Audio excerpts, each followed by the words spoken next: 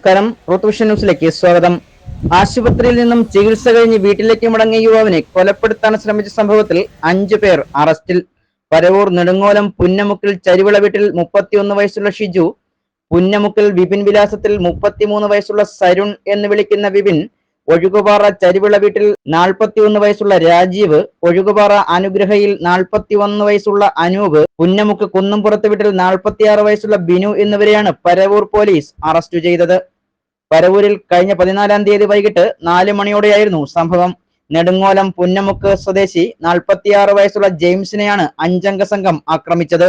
ആക്രമണത്തിൽ ആന്തരികാവയവങ്ങൾക്ക് ഗുരുതരമായി പരിക്കേറ്റ ജെയിംസ് കൊല്ലത്തെ സ്വകാര്യ മെഡിക്കൽ കോളേജിൽ ഇപ്പോഴും തീവ്ര പരിചരണ വിഭാഗത്തിൽ ചികിത്സയിലാണ്. സംഭവം നടന്നതിന് തലേ ദിവസം അക്രമി സംഘത്തിലെ ചിലരുമായി ജെയിംസിന്റെ കുടുംബാംഗങ്ങളും 1-ാം പ്രതിയുമായ ഷാജുവുമായി വാക്കേറ്റവും കയ്യാങ്കളിയും ഉണ്ടായി.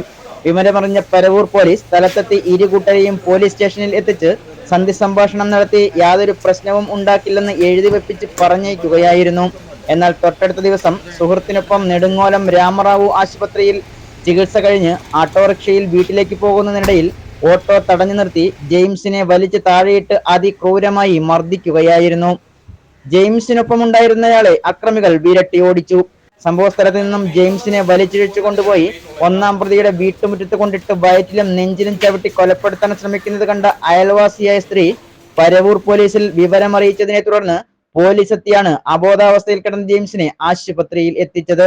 പോലീസ് സംഭവത്തെക്കുറിച്ച് സമഗ്രമായ അന്വേഷണം നടത്തി കുറ്റക്കാർക്കെതിരെ നടപടി സ്വീകരിക്കണമെന്നാവശ്യപ്പെട്ടുകൊണ്ട് ജെയിംസിന്റെ മാതാവ്, ആഭ്യന്തരമന്ത്രി, ചീഫ് സെക്രട്ടറി, ദക്ഷിണ മേഖല IG, ജില്ലാ പോലീസ് മേധാവി എന്നിവർക്ക് പരാതി നൽകിയതിനെ തുടർന്ന് പോലീസ് നടത്തിയ അന്വേഷണത്തിൽ പ്രതികളെ അറസ്റ്റ് ചെയ്തു.